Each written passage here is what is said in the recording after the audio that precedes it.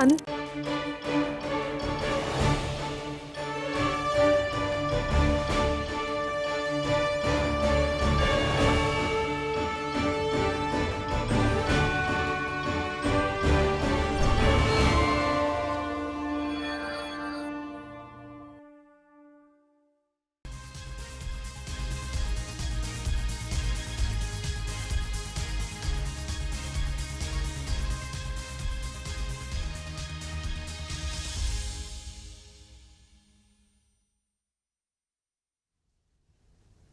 Apa kabar pemirsa dimanapun Anda berada, berjumpa kembali dalam program TVR 09 bersama saya Zia Ulbar dan juga rekan saya. Bersama saya Anggun Oktarini pemirsa, dan dalam 30 menit ke depan kami akan sajikan kepada Anda sejumlah berita nasional khususnya dari sudut pandang DPR RI sebagai referensi Anda dalam memahami dinamika politik, hukum, ekonomi, dan juga budaya yang ada di Indonesia. Dan pemirsa, inilah TVR 09 selengkapnya.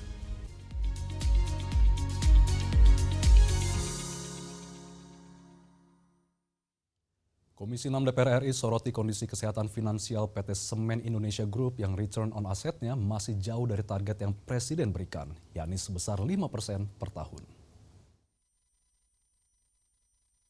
Kondisi kesehatan finansial dari PT Semen Indonesia Group menjadi sorotan Komisi 6 DPR RI.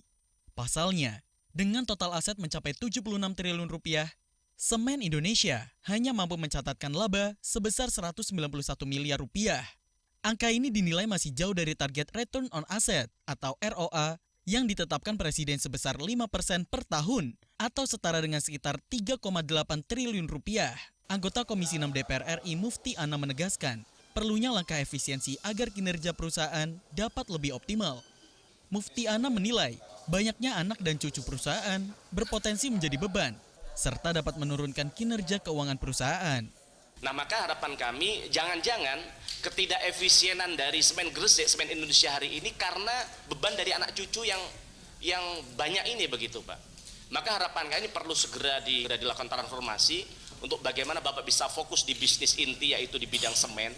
Nah, harapan kami ini bisa segera dilepas agar kemudian bisa fokus ke bisnis inti dan bisa sesuai dengan apa yang disampaikan oleh Presiden Prabowo biar benar efektif efisien begitu, Pak. Anak usaha kami minta kepastian soal itu kapan akan dibubarkan. Mufti Anam juga meminta agar manajemen Semen Indonesia menyusun target kinerja yang lebih jelas dan terukur, sejalan dengan arahan pemerintah agar BUMN mampu mencapai tingkat keuntungan yang lebih optimal. Melalui langkah restrukturisasi dan penguatan strategi bisnis, Komisi 6 DPR RI berharap Semen Indonesia dapat meningkatkan efisiensi, memperkuat daya saing, serta memberikan kontribusi yang lebih besar bagi negara dan masyarakat. Bella dan Rian, TVR Parlemen melaporkan. Komisi 3 DPR RI menekankan pentingnya perbaikan kualitas sumber daya manusia pada institusi kepolisian yang dimulai dari hulu, yaitu sistem pendidikan dan standar rekrutmen. Pelaksanaan rekrutmen yang bersih dan transparan merupakan wujud dari transformasi Polri. Komisi 3 DPR RI menekankan pentingnya perbaikan kualitas sumber daya manusia pada institusi kepolisian yang dimulai dari hulu, yakni sistem pendidikan dan standar rekrutmen. PLT Kepala Lembaga Pendidikan dan Pelatihan Polri, Irjen Pol Andirian, memaparkan sejumlah temuan. Sepanjang tahun 2025, terdapat kasus menyimpang yang dilakukan oleh peserta didik Akpol dengan sanksi dikeluarkan, serta adanya kasus-kasus lainnya yang mencoreng nama baik kepolisian Republik Indonesia. Menanggapi hal tersebut, anggota Komisi 3 DPR RI Safarudin menegaskan, berbagai peristiwa yang terjadi di tubuh kepolisian seharusnya dapat dicegah apabila proses rekrutmen dilaksanakan secara ketat, bersih, dan tanpa intervensi dari pihak manapun. SPN juga. Nah, kayak ini kan saya lihat Akpol ini ada yang dikeluarkan satu orang, perilaku menyimpang. Ada juga yang stroke. Tarunia stroke. Harusnya ini tidak terjadi. Berarti rekrutmennya yang salah. Bayar atau titipan. Sehingga Lemdiklat ini memproses itu tidak memenuhi standar. Safarudin juga menyoroti praktik penempatan personel Polri yang bermasalah ke dalam Lemdiklat. Menurutnya, praktik itu harus dihentikan karena berpotensi memberikan pengaruh negatif terhadap peserta didik. Elvi dan Angga, TVR Parlemen, melaporkan. Di tengah ketegangan global, DPR menilai peran imigrasi semakin krusial. Dan kita akan hadirkan informasi selengkapnya. Jangan kemana-mana, tetap bersama kami di TVR 09.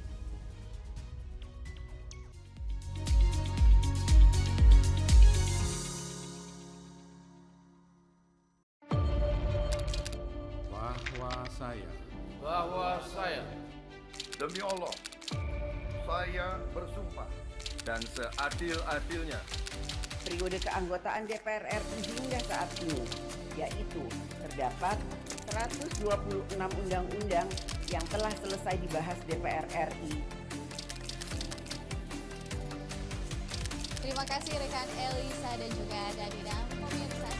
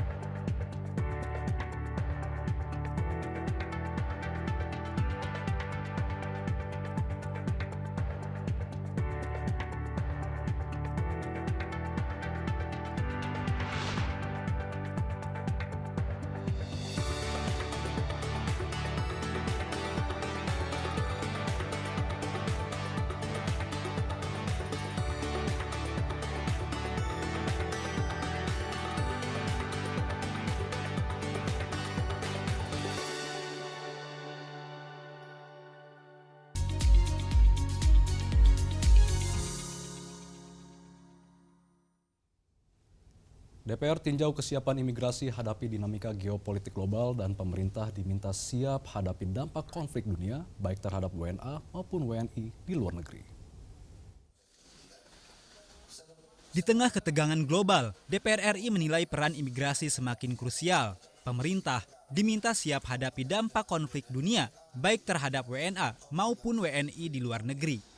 Ketua Komisi 13 DPR RI, Willy Aditya, menyebut perlu keseimbangan antara keamanan dan kemanusiaan. Pemerintah pun diminta menyiapkan skenario antisipasi menyeluruh dari plan A hingga plan C. Sorotan juga diberikan pada penanganan warga negara asing, termasuk status overstay.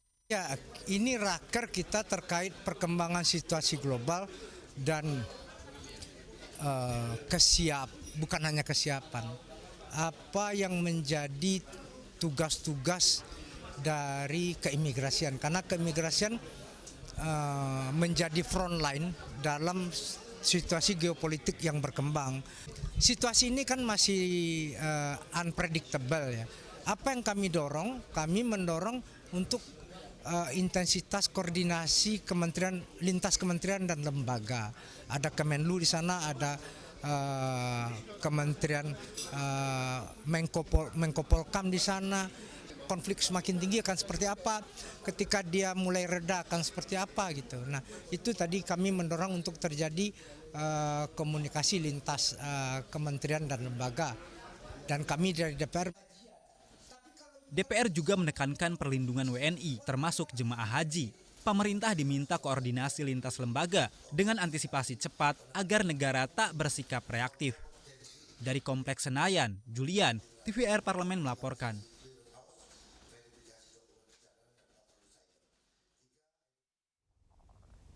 Pemirsa, Komisi 7 DPR RI mendorong dukungan pemerintah terhadap kawasan studio alam Gemplong di Sleman yang berpotensi menjadi pusat ekonomi kreatif perfilman.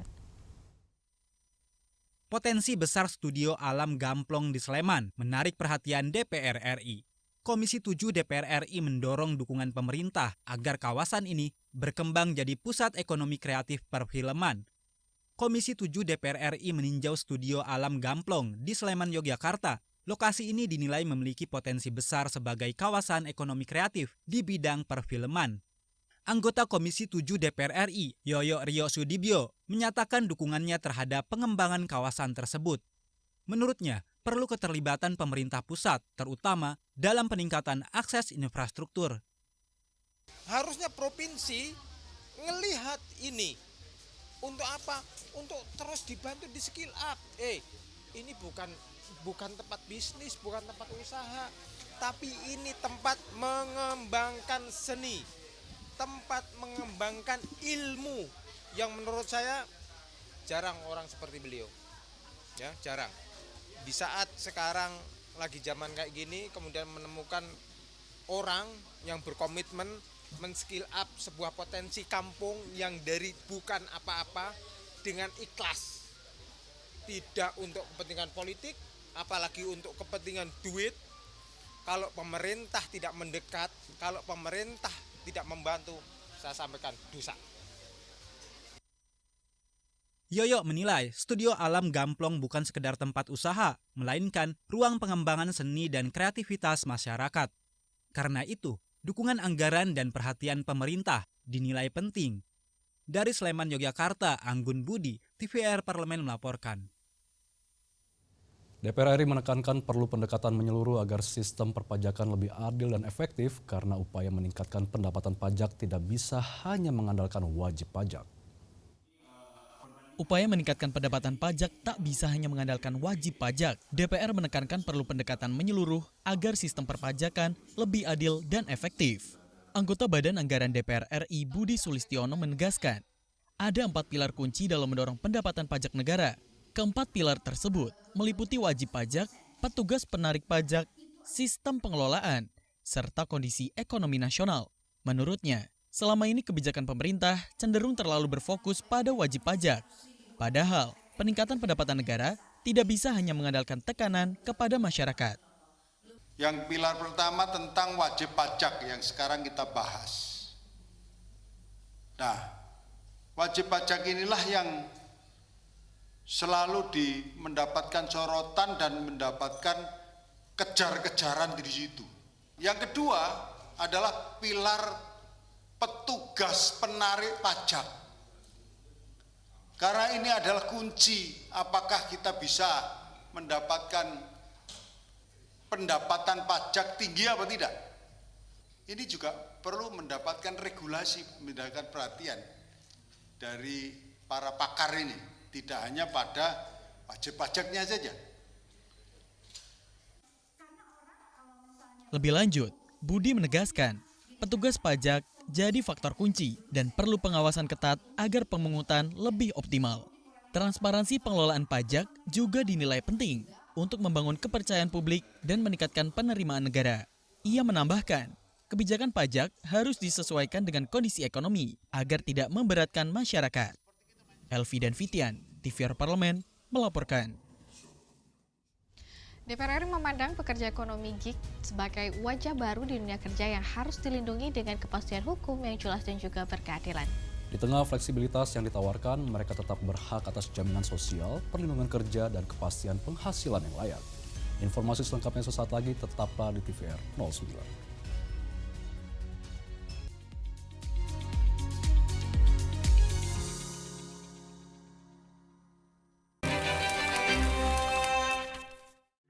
Halo, saya Meli Guslow, saya dari fraksi Partai Gerindra, daerah pemilihan Dapil Jawa Barat 1. Kalian sedang menyaksikan program Di Balik Kursi. Sebenarnya dunia politik, dunia yang betul-betul nggak pernah terbayangkan sebelumnya. Sama sekali, 1% pun nggak terbayangkan. Tapi ketika saya punya profesi sebagai pencipta lagu, sebagai musisi, ada beberapa hal yang sepertinya memang harus saya perjuangkan di dalam, khususnya di Undang-Undang Hak Cipta yang masih banyak harus dibenahi. Si para seniman gitu. Ngomongin soal seni itu bukan cuma di lagu aja ya, kita melebar ke budaya dan lain-lain.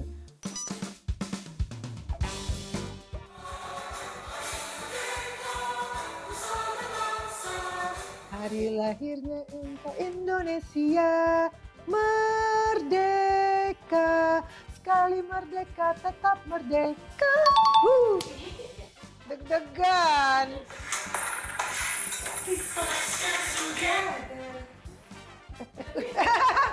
Mendadak lupa. Let's dance together. Get on the dance floor, the party will start. Let's dance together, let's party and turn off the light. Aku lagu sendiri suka nggak apa. Tetap kahiji, rukun sakabehna, gitulah pokoknya mah. Segera, hanya di TVR Parlemen.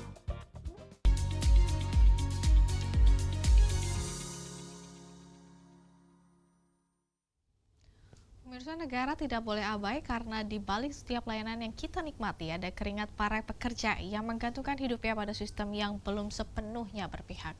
Oleh karena itu, DPR RI mendorong lahirnya regulasi yang adil dan adaptif agar setiap pekerja gig dapat bekerja dengan rasa aman dan bermartabat. Dan kita akan simak liputan mendalam yang telah dikemas oleh tim redaksi TVR Parlemen dalam segmen Lensa Parlemen berikut ini.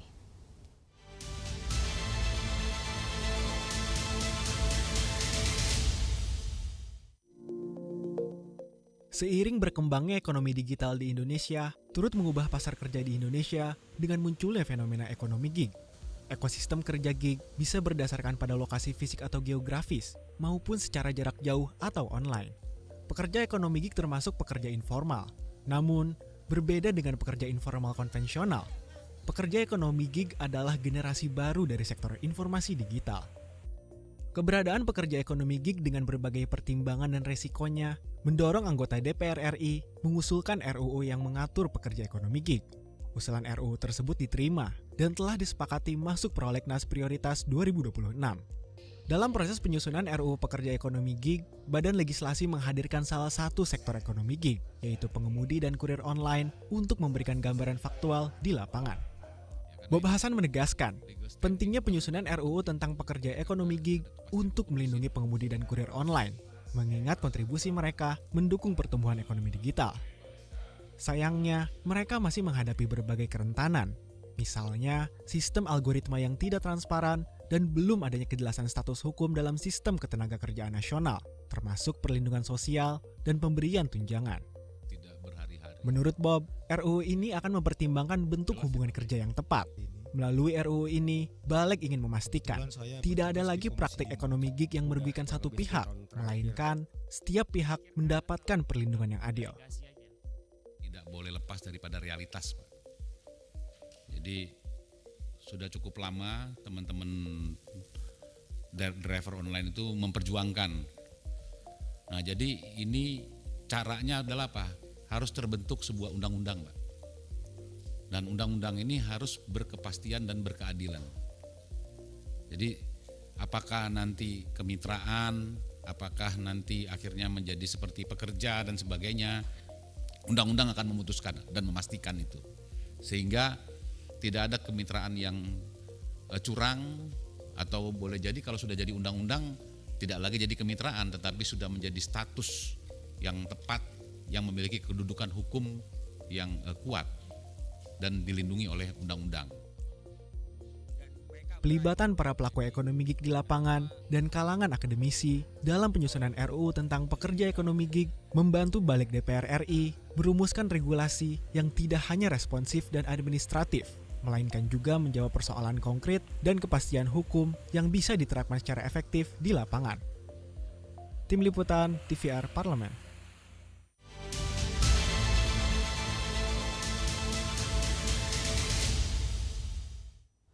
Pemirsa, aurora merupakan salah satu fenomena alam paling menakjubkan yang menghiasi langit dengan cahaya warna-warni yang memukau. Nah, ini betul sekali, Zia. Dan pemirsa, fenomena ini umumnya terjadi di wilayah kutub dan menjadi daya tarik bagi wisatawan maupun penelitian dari seluruh dunia. Dan di balik keindahannya, aurora terjadi akibat interaksi partikel matahari dengan medan magnet bumi, sebuah proses alam yang menarik untuk dipelajari. Dan informasinya akan kami hadirkan sesaat lagi, tetaplah di TVR 09. Itu mohon maaf, saya gitu sebagai anggota DPR RI. Lah kok masyarakat biasa? Alah, ini pasti lebih kacau seperti itu. Nah, pemerintah mengklaim bahwa pelaksanaan arus mudik dan arus balik di Lebaran tahun ini tuh berhasil, Pak. Karena tingkat fatalitas dan juga kecelakaan yang terjadi itu menurun secara signifikan. Apakah ini bisa dijadikan sebagai indikator pelaksanaan mudik tahun ini tuh berhasil? bukan konteksnya menurunkan, meniadakan. Bangga ketika gak ada satu meninggal, itu baru berhasil. Nah, Bapak kan langsung merasakan nih proses mudik. Gimana Pak? Kesigapan dari para petugas? Rata-rata kemacetan di mana? Pintu tol, top up-nya macam-macam lah. Menurut saya itu perlu dibenahi. Sehingga bagaimana ke depan sistemnya nggak perlu lagi berhenti, ngetek seperti itu. Ketika saya mudik, mobil saya ada masalah sedikit di kilometer 33. Saya cari itu, security-nya atau apalah petugasnya, nggak ada. Janji sama kita kan bengkel sama kesehatan harus ada di setiap rest area. Okay. Itu mohon maaf, saya gitu sebagai anggota DPR. Itu dia lalu maksud masyarakat saya, Pak. biasa. Betul. Ini pasti lebih kacau. Betul. Tidak hanya sebatas sebagai undang-undang nih Pak. Iya, tapi bagaimana Komisi 5 bisa membantu juga mengawasi pelaksanaannya sampai ke tahap paling bawah. Oh siap. Iya. Hanya di TVR Parlemen.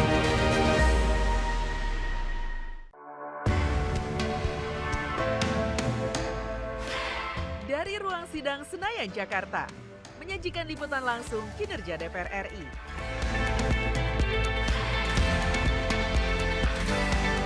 Dialog mendalam, investigasi, dan profil wakil rakyat. TVR Parlemen kini hadir 24 jam.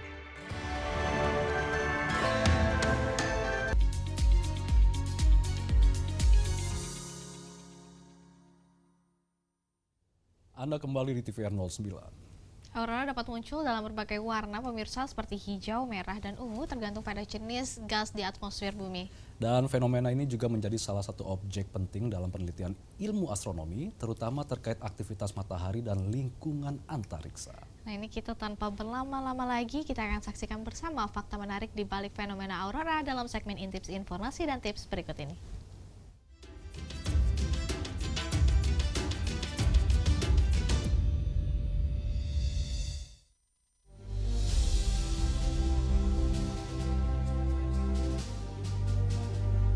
Pernahkah kamu melihat langit yang tiba-tiba menyala hijau, ungu, merah, dan biru? Bukan karena kembang api, bukan karena proyeksi lampu juga, tapi karena alam sedang mempertunjukkan salah satu pertunjukan terbesarnya.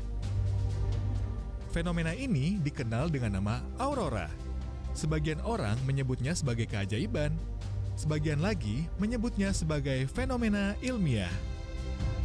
Cahaya yang menari di langit, seolah hidup, seolah punya kehendak sendiri. Tapi sebenarnya, apa itu aurora dan apa yang membuat langit bisa menyala seindah itu? Apa itu aurora?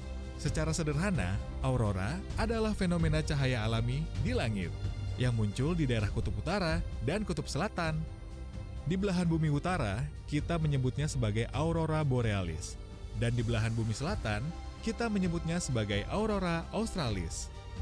Istilah aurora sendiri dipopulerkan pada tahun 1619 oleh Galileo Galilei yang mengambil nama Dewi Fajar dalam mitologi Romawi. Meskipun saat itu, ia masih salah mengira sumber cahayanya, karena aurora bukan pantulan cahaya matahari, melainkan hasil dari interaksi energi raksasa antara matahari dan bumi. Bagaimana aurora terjadi? Matahari tidak pernah benar-benar diam. Ia terus mengirimkan aliran partikel bermuatan listrik yang disebut dengan angin matahari.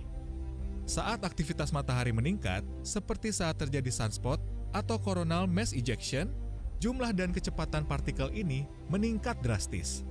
Ketika partikel-partikel ini mencapai bumi, mereka menabrak medan magnet bumi, lalu dibelokkan menuju daerah kutub. Di sana, partikel-partikel ini masuk ke lapisan atmosfer yang disebut dengan ionosfer dan bertabrakan dengan atom oksigen dan nitrogen. Tabrakan ini memberi energi tambahan, dan saat energi itu dilepaskan kembali, yang kita lihat adalah cahaya.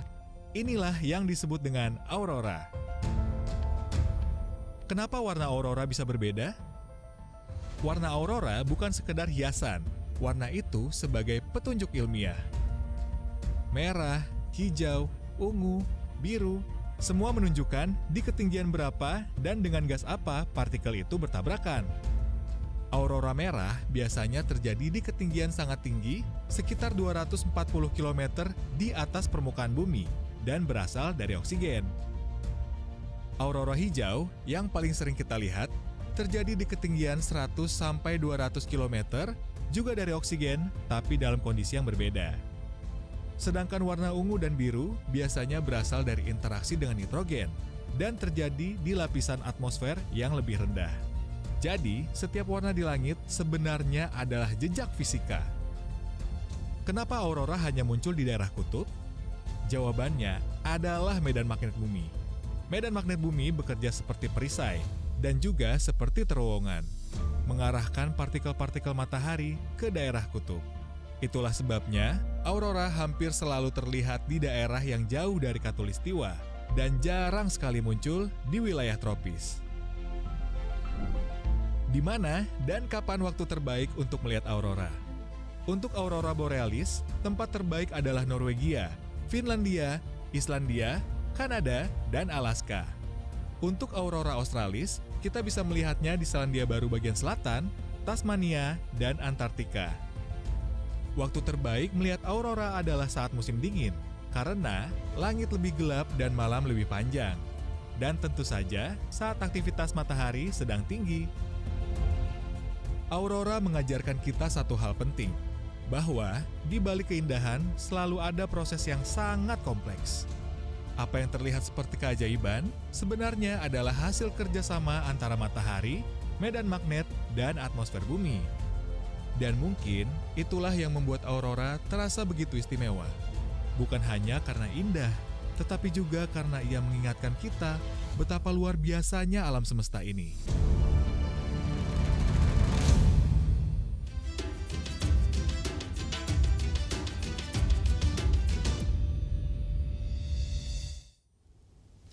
Pemirsa, di penghujung acara kami hadirkan agenda DPR RI Rabu 8 April 2026.